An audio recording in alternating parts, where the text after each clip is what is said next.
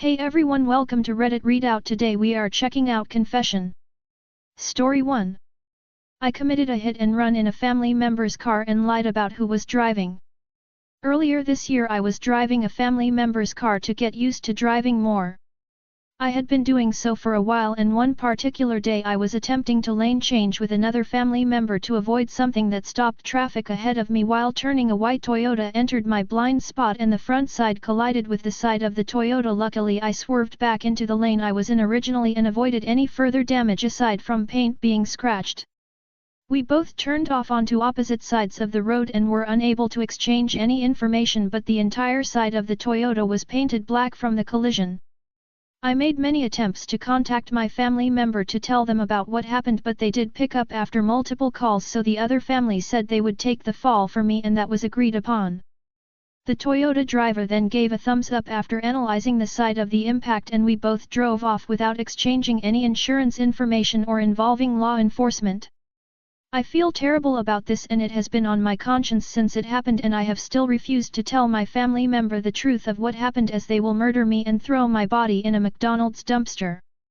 Story 2.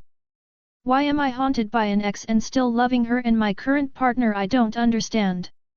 So I have this dilemma: I'm in love with a fantastic woman, but I'm also still madly in love with my ex. I cannot get that woman out of my head. I still dream of her regularly. It has been years since we split up.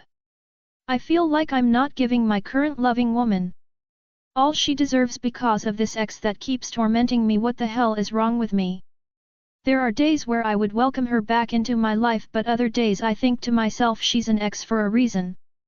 Story 3. I sneaked into the girls' locker room and did weird things. I'm a male. All of this happened 2 years ago in my freshman year of high school, also second post since other one broke rule 2. I like feet, so every time I have gym class I would ask to use the bathroom but instead sneak into the girls' locker room when no one was watching. I could take a maximum of around 15 to 20 minutes until the teacher could start to notice, since my gym class is large. The locker room has no cameras for obvious reasons, and there was a small room in the corner of the locker room where there were gym teachers on their break, but they didn't seem to care about monitoring because it's not very common for people like me to exist. What I did in the locker room: I would look for cute shoes to sniff on and even lick the bottoms of them. I would also take socks that were left on the floor and smell every scent out of them. There was a lot of close calls where I would enter the girls' locker room and hear noises and quickly turn back. Here's a bonus of another weird thing I have done. In my art class, the teacher was leading the class to the art gallery to show some art. I was purposely pretending to check my bag for things just to be left behind. I was alone in there and it was the summertime, so this one girl in my class took off her shoes and was wandering around in her socks. I, of course, took the shoes, sniffed them and licked every bit of dirt off the shoes. I then just fast walked to the group and no one noticed. Luckily the girl didn't notice my saliva on her shoes, or I would have been screwed. Anyways, I stopped doing this because I almost got caught while licking a shoe. I was hearing people enter and luckily they were going the opposite end, so I just skedaddled the fuck out of there and never did it again. I feel guilty time to time, but at least their shoes were cleaned and socks were less smelly. I would still do this again, but I'm too scared. Story 4. My friends and I once were responsible for damaging my neighbor's car and we watched. I remember we had the following day off from school and we slept around the block at my buddy's house, and around 5 AM we snuck out and went walking and came across a TV that someone had on the curb for garbage collection and thought it would be a good idea to place it in the road. We carried it to the end of our neighborhood and put it in the middle of a street that was about to get busy. After about 10 minutes my neighbor was heading out to work and he smashed right into it, and it actually made a small explosion and we took off. Never were suspected of anything and my neighbor got it fixed. Whenever I go to visit my parents I always look at his house and think about it. Story 5. I stole from Target and Spirit Halloween a few days ago. A few days ago I stole a cleanser from Target, and then the next day I stole 2 cheap makeups from Spirit Halloween. I've never borrowed before, but a feeling to do it has been nagging me. I feel super bad. I'm only 15 but I feel like a criminal. I guess I just did it because so many school friends I know to do. To summarize, I stole. Story 6. I drop boogers behind people's couches all day long. I know it's disgusting and I wince at the thought of ever being caught in the act. But, see, I'm really good. Like what they call a generational talent. I can drop a boogie ball behind your leather sectional like a ninja. Tissues? Save those for yourself and your family. Me? I may just leave this mucous membrane all along the back of your chaise lounge. No tissues required. Story 7. I got a kid kicked out of the same class as me in 6th grade. When I was in 6th grade there was a specific kid who disliked me. I was always purposely slightly annoying to children who I disliked because they were pricks and she was one of those children. Note that I only was rude to children who I knew for a fact had a good home life. I would often purposely do many things that wouldn't get me in trouble but that would be slightly annoying to her.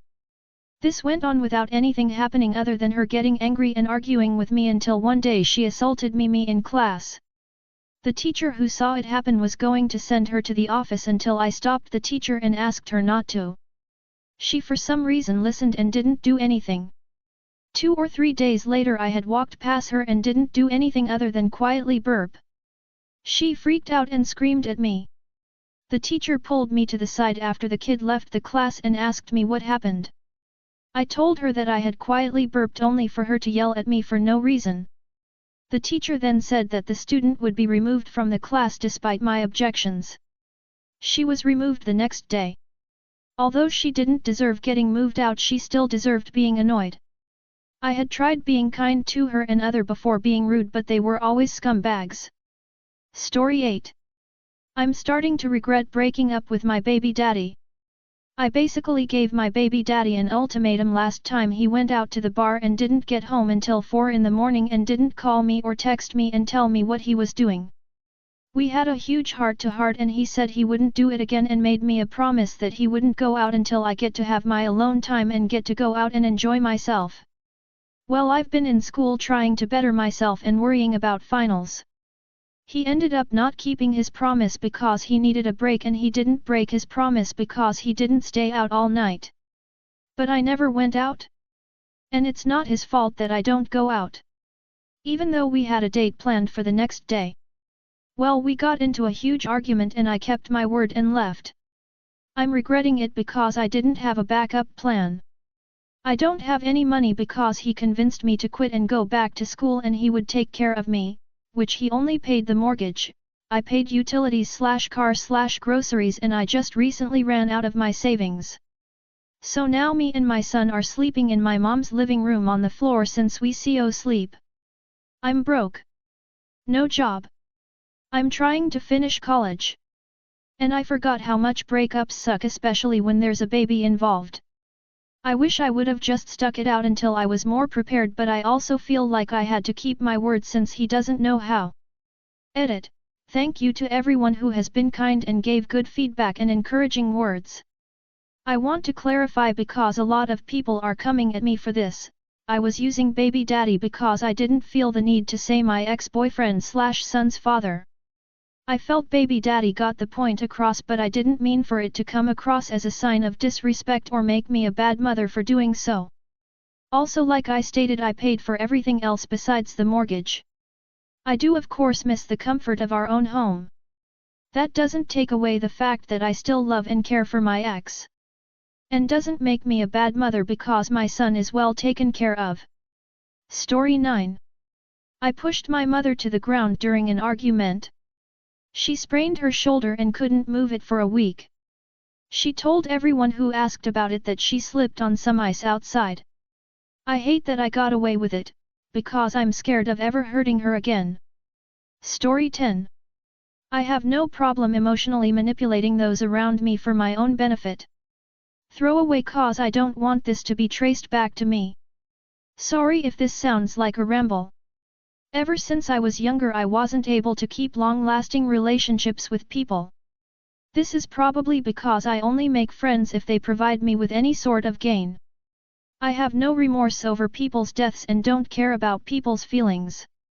I have often used family members' death to get time off doing a lesson I don't like, while not feeling even a bit of regret or sadness with their deaths. I will fake cry, fake having panic/anxiety attacks just to not do something I don't feel like doing. Everything I've ever done is for my own benefit. I have no problem cutting others off, manipulating them to buy me things all without feeling the slightest bit of remorse. I will switch personalities depending on who I'm with after analyzing them to see who they would like more. I am always on edge about every little thing. I have threw a 3Y/O at a wall because he tried to bit me and played it off as he had tripped on one of his toys. I wouldn't care at all if people around me died unless I was in their will. I think of myself as a sun and everyone else are like planets constantly needing me and revolving around me. I honestly just needed to get this out somewhere because I know keeping it in would lower my ability to manipulate those around me if this is in the back of my mind. Update: to answer some questions like if I've ever been abused as a kid, I haven't, but my parents, especially my dad, don't really care as much for as they do with my other siblings, like he let his 8-year-old niece name me. Has never been present at any birthdays. Wasn't there at my birthday or any other major events. My parents don't know my first or middle name, like which one is which, even though my birth certificate is in their room. I was basically alone through most of my childhood and didn't have anyone I could trust or talk to until I was like 6. So I tries to purge my emotions to not feel lonely again.